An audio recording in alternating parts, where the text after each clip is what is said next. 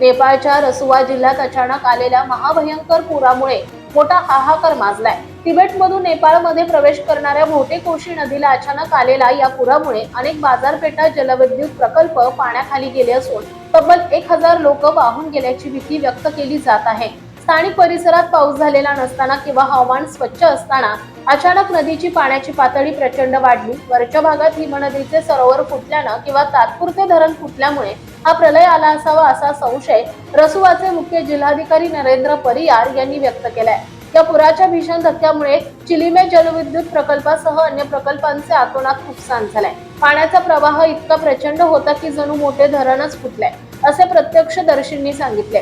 पुरामुळे तिमुरे गावात अडकलेल्या लोकांना वाचवण्यासाठी पाठवलेले अल्टिट्यूड एअरचे बचाव हेलिकॉप्टर न उतरताच काठमांडूला परतले।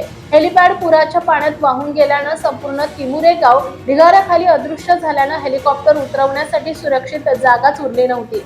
परिस्थितीचं गांभीर्य लक्षात घेऊन प्रशासनाने त्रिशुली नदीच्या सखल भागात राहणाऱ्या रहिवाशांना सुरक्षित ठिकाणी हलवण्याचं काम सुरू केलंय।